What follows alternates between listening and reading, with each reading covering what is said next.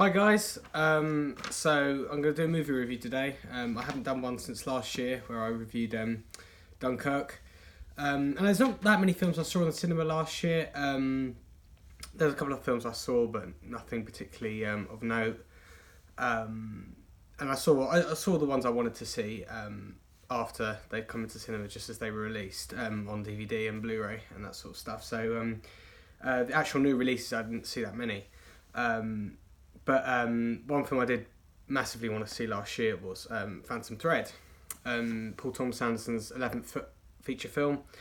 Now, Paul Thomas Anderson is, for my money, probably the best director working today.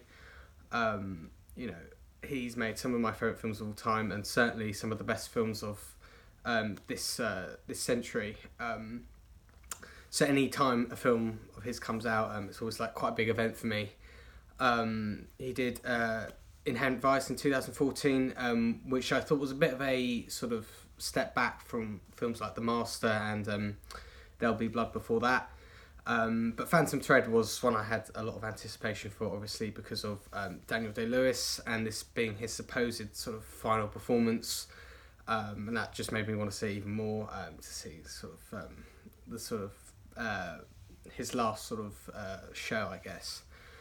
So yeah, I saw it quite a while ago now. I think February when it came out. I saw it pretty much within the first 2 weeks of it being released in the UK. So yeah, it tells the story of Reynolds Woodcock. Interesting name. Apparently, Daniel Day-Lewis came up with the name of the character, which I find quite interesting. And he's like this very sort of particular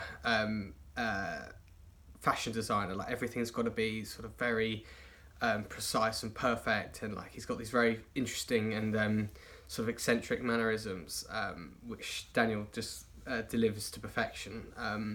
And so yeah, within the first sort of 10 minutes, you get this real sort of strong sense of his character, and he meets this girl called Elma in this sort of smallish sort of restaurant cafe on the seafront in England where he's living, and she looks a lot younger than him. She's early 30s, I guess, and she's played by, I've got all my notes here.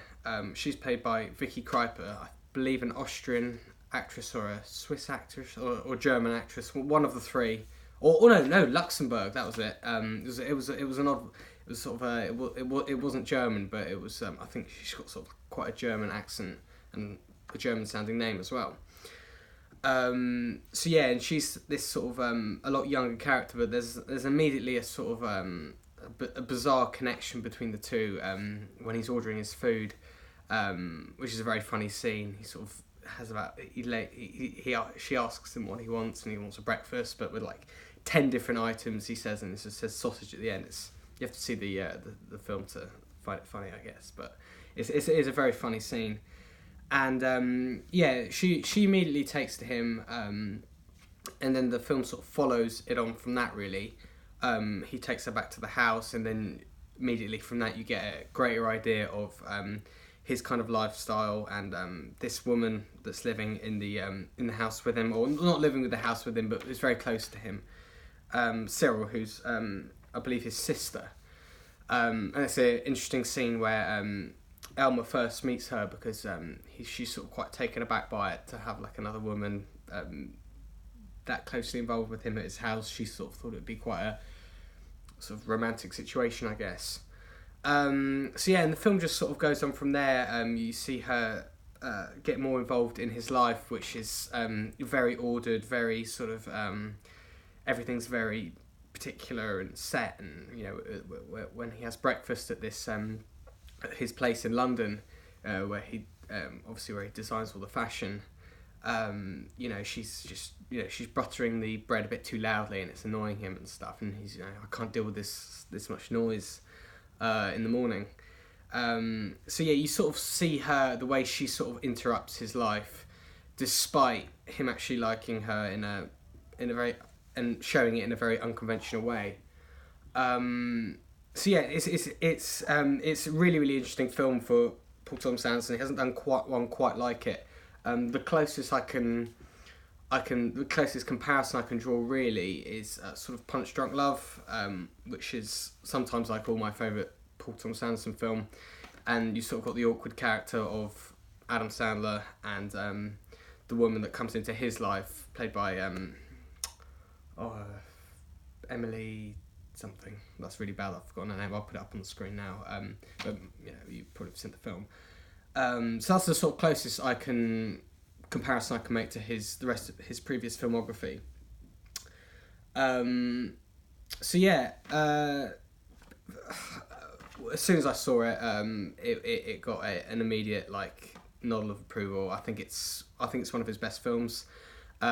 Certainly his best since There Will Be Blood, even though I love The Master. And again, it might even be better than There Will Be Blood for me. I think it's everything I love about Paul Thomas Anderson. His writing, the way he deals with characters, specifically, as I said, male and female characters, and the relationship thing that I love so much about Punch Drunk Love.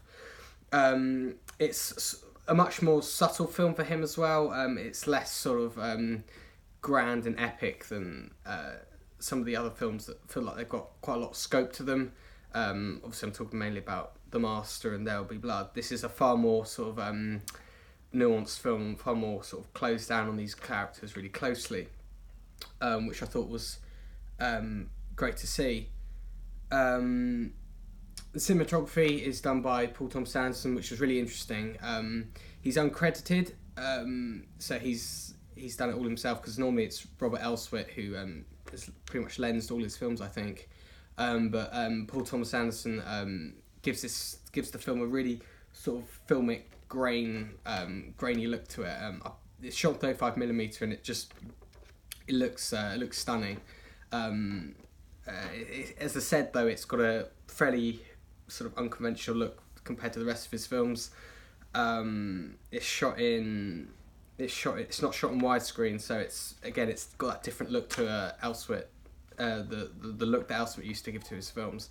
As I said though, it's very sort of grainy, and it looks very much like it's got this sort of, in a way, I don't know, it's difficult to describe. It's just very sort of authentic to that time period and trying to capture the 1950s, which the film does absolutely incredibly. From the production design to the careful sort of nuances of cars when they go to petrol stations. It very much captures 50s England very, very well, staggeringly so actually.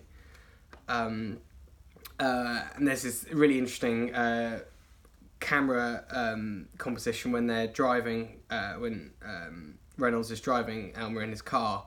PTA locks the camera down on the front and back of the car, so you get these really Kubrickian camera shots of the car, which is taken straight out of A Clockwork Orange, and it's a really cool reference. And yeah, the main sort of quality of the film though is the relationship between Reynolds and Cyril, Reynolds and Alma, and the way that she affects his life. And I'm not going to go into spoilers about what that brings specifically, but what's best about the film is Daniel Day-Lewis's relationship with Alma, and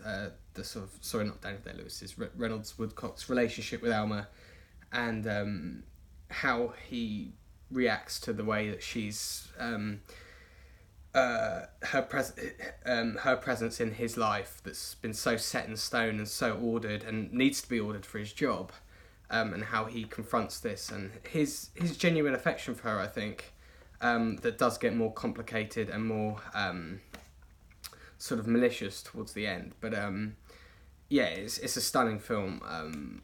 Definitely one, not necessarily that you need to see in the cinema.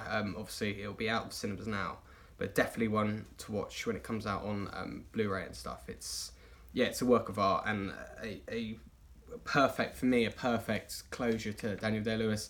Obviously it's not this sort of grand sort of big performance like a sort of playing like an oil dictator like he did in There Will Be Blood, but it's a far more sort of it's a far more subtle but equally incredible and monumental performance, I guess, than he's done before. So yeah, just that's my fairly quick thoughts on Phantom Thread.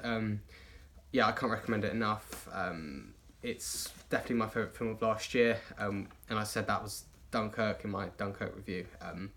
But no, the Phantom Thread is a definite masterpiece for me, and definitely one of Paul Thomas Anderson's best films. I just can't wait to see what he does next, because he's definitely for me the most interesting director working today. So yeah, that's my thoughts on Phantom Thread. Definitely go and watch it. If you're a Paul Thomas Anderson fan, I'm guessing you've probably already seen it, but if you're not, I think it's worth a watch anyway. It's less accessible, I guess, than something like There'll Be Blood or Boogie Nights. Certainly more less accessible than Boogie Nights, but I think definitely it could get widespread appeal for the performance alone and the relationship that's the sort of centerpiece of the film. So yeah, thanks for watching, guys, and I'll catch you later.